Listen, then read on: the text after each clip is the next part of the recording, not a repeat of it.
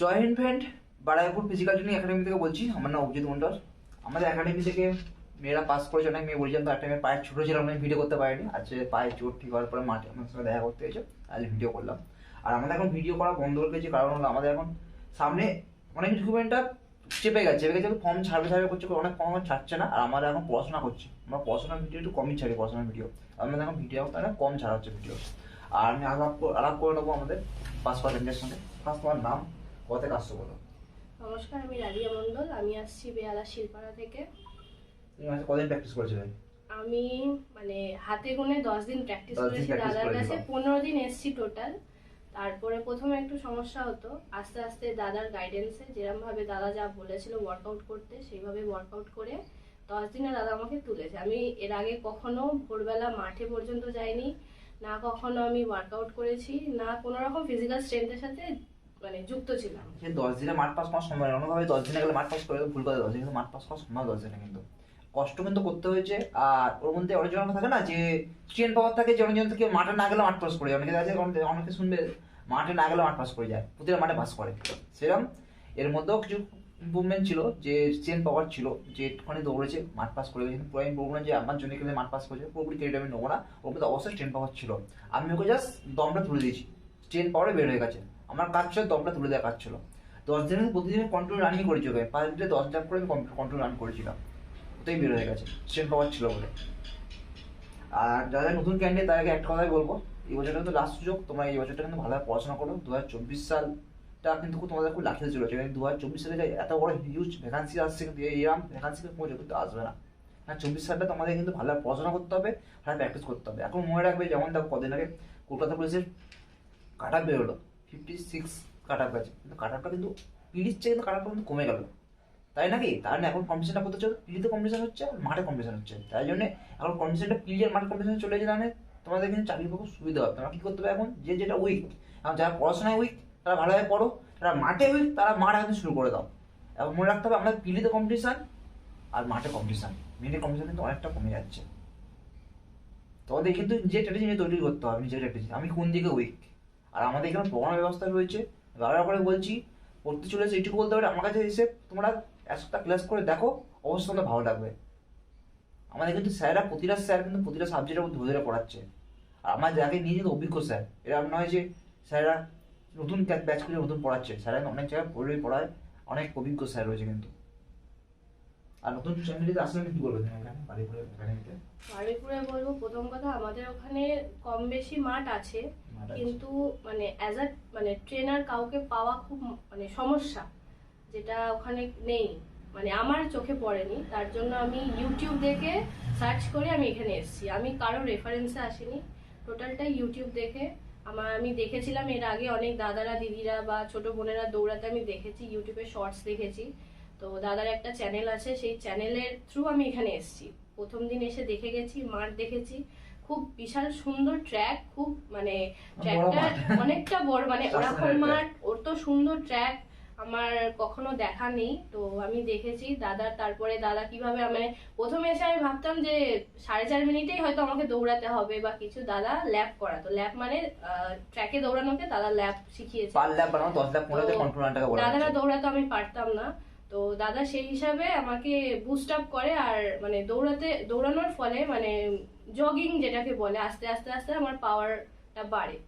তার ফলে ওটা মাঠের দিন আমি বুঝতে পারি যে ওই মানে দমটার কাজ কি। মানে আগে মনে হতো যে দাদা 4.5 মিনিটে কেন হচ্ছে না, কেন মানে ওটা কেন করাচ্ছে না। তো তারপরে ওর টাইমিং দাদা নিয়েছিল আমার, তো আমার টাইমিং আসতো না, কিন্তু মাঠে গিয়ে ওটা আমার অনেকটা হেল্প হয়েছে। মাঠটা বেশি হতো, আমি আমাদের টাইমটা নেওয়া হয় তো মাঠটা বেশি থাকে আমার, তাহলে মাইন্ড সেট আপ করানো থাকে। এখানে পাচ্ছে না মানে কি মাইন্ড সেট থাকে, আমি পাচ্ছি না, আরো বেটার করতে হবে, প্র্যাকটিসটা আরো ভালোভাবে করতে হবে। আমাদের মাঠটা বেশি করা যায়, পারবে মাঠটা যাবে না বলা হয় না, টাইম ডায়ালের সময় পরে বসতে পারে, মাঠ অনেক বড় আছে, এটা আমাদের ক্যালকুলেশন। যারা আশেপাশে আমাদের এই সোনারপুর বা আশেপাশে যারা এই বারুইপুর কেন্দ্র করে যারা থাকে, তাদের কাছে তো মানে খুবই গোল্ডেন একটা ব্যাপার যে দাদা এখানে আছে, আসতে পারবে। আমি বেহালা শিলপাড়া থেকে নিজে আসতাম সকালবেলা, একদম আর্লি মর্নিং এ, এখানে 7টা থেকে মাঠ থাকতো যেহেতু শীতকাল। তারপরেও দাদা আমার আসার দেখে 7:30 থেকে মাঠ করেছে, মাঠ করে দাদা কন্টিনিউ করিয়েছে আমাকে। আমি বিকেলে আসতে পারতাম না, এখন বাড়ি ফিরতে আমার 12:30 1টা বেজে যেত।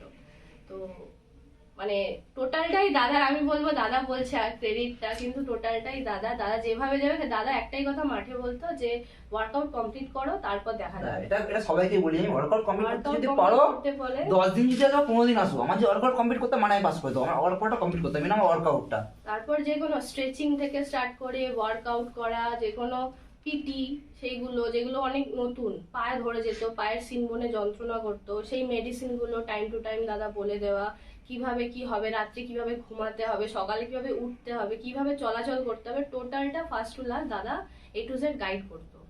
তো অ্যাথলেট হতে যারা অ্যাথলেটরা থাকে আমার ইভেন ডায়েট প্ল্যানটাও আমরা কেউ ফুচকা খেতাম না, সবটাই বন্ধ ছিল। আমরা মানে আমি এখানে 5 তারিখে জয়েন করেছি, 5 তো আমার মাঠ একার 21 তারিখে ছিল, আমাদের বাকি যারা কোঅর্ডিনেটর ছিল তাদের 19-20 তারিখ ছিল। তো আমরা কেউ ফুচকা মিষ্টি কিছু খেতাম না, টোটালটাই দাদা বলেছিল যে চানাচুরও বন্ধ ছিল খাওয়া, মানে চিপসও বন্ধ। তো এটা বুঝতে পারতাম না, কিন্তু আস্তে আস্তে বুঝলাম, মাঠের দিন আমি মানে টোটালটা বুঝলাম যে কেন এইগুলো ছিল। তো থ্যাংক ইউ দাদা। দাদা কষ্ট করেছো অবশ্যই, ঠিক আছে, সাকসেস পেয়েছো। একটা কিছু বলে মেনটা হয়ে যাওয়ার পরে মেনটা যেন পাসটা করতে পারো, চেষ্টা করে ভিডিও করতে হবে এখানে এসে, তারপর আসলে সাকসেসটা হবে এখানে এসে। আর মোটামুটি নতুন ছেলেদের বললাম, নতুন চলে আসার কোনো অসুবিধা নেই, এটুকু বলতে পারি, এসে দেখো, দূর থেকে জাজমেন্ট কিছু করলে কিছু বুঝতে পারবে না, আগে তোমার আসতে হবে এখানে। তুমি প্রথমে এসে ভাবছিলে কি হবে না হবে, কি প্র্যাকটিস করবে না যারা করবে। আশেপাশে থাকে তারা তো বলবো, প্লাস যারা দূরে থাকে, চাকরি লাইফে একবার অ্যাচিভ করার জন্য একটু কষ্ট করতে হবে, আসতে হবে। এখানে হোক, যে যেখানে করতে চাও করো, কিন্তু এখানে একবার এসে চেষ্টা করে দেখো, অবশ্যই সব দিক থেকে হেল্প পাবে। মেয়েদের থাকার খুব সুন্দর ব্যবস্থা, আমি নিজে থাকতে চেয়েছিলাম, কিন্তু আমার বাড়িতে আমার মায়ের একটু শরীর খারাপ হওয়ার পর আমি থাকতে পারিনি। কিন্তু মানে খুব সুন্দর যেখানে দাদা রাখে মেয়েদের, স্পেশালি বলবো মেয়েদের জায়গাটা তো খুবই সুন্দর। ছেলেরাও দাদারা যেখানে থাকে সেই জায়গাটাও দাদা টোটাল সবাইকে গাইড করে, ছেলে মেয়ে বোধ। তো যারা চাইছো, ভাবছো যে পুলিশে চাকরি করব বা আসবো, বা আমাদের এসএসসি জিডি আছে, আমাদের এখানে এসএসসি জিডিরও মেয়ে আছে, দাদারা দিচ্ছে, তো সবাইকেই বলবো একবার এসে ভিজিট করে যাও। ওটাই ব্যাপার, এসে ঘুরে যা, ঘুরতে আসবেন করে কিচ্ছু হবে না, ঘুরে না গেলে কি বুঝতে হবে না। অ্যাকচুয়ালি আমাদের প্র্যাকটিসটা অ্যাকচুয়ালি ব্যাপারটা কি হয়, মানে ঘুরতে আসবেন করে ওখানে কি প্র্যাকটিস হবে কি হবে না হবে, এটুকু বলতে পারি। একসাথে প্র্যাকটিস করা আমার কাছে না, আমাকে ভালোবেসে ফেলবে, এটুকু বলতে পারি। একসাথে প্র্যাকটিস করবে, প্র্যাকটিসটা এমন হলে প্র্যাকটিসটা করাবো আমি, এটা প্র্যাকটিস আমার কোনোদিন দেখো নি, এটুকু বলতে পারি আমি। তাহলে দাদা সত্যি কি প্র্যাকটিস করছো তুমি, আমি যদি এদেরকে 10-12 দিন প্র্যাকটিস করতে পারিনি, এরা যদি আরো যদি আমাকে 2 মাস আরো থাকতো প্র্যাকটিসে না, রানটাকে ভালোবেসে ফেলতো, রানটাকে ভাবছে অনেকে রানটাকে ভয় পায়, রান কভার দৌড়াতে হবে, কষ্ট করতে হবে, রানটাকে কিন্তু ভালোবেসে দেবো আমি। বাচ্চাদের দৌড়াচ্ছি, ক্লাস 7 থেকে দৌড়াচ্ছি, আজকে আমার 7 বছর বয়স, আমি কিন্তু পার ডেই দৌড়াই না, রানটাকে ভালোবাসি আমরা, আর ভালোবাসা জানি, আর রানটাকে ভালোবাসাতে হবে। তার আর কিছু বলবো না, ঠিক আছে, এটুকু বলবো, এসে ঘুরে যাও, প্র্যাকটিস করে আসতে, আর কিছু বলবো না। নেক্সট ভিডিও দেখা হবে, খুব ভিডিও তাড়াতাড়ি ভিডিও হবে আমাদের, ঠিক আছে, পরের ভিডিও মানে সারবো কদিন পরে। আমাদের সিসিজি ব্যাচ চলছে, ডব্লিউবি নতুন ব্যাচ শুরু হবে, ব্যাচগুলো পড়ানোর ভিডিও আমি ছাড়বো অল্প করে, এখন ব্যস্ত রয়েছে, ভিডিও ছাড়তে পারছি না, আর কিছু বলবো না। নেক্সট ভিডিও দেখা হবে, জয় হিন্দ।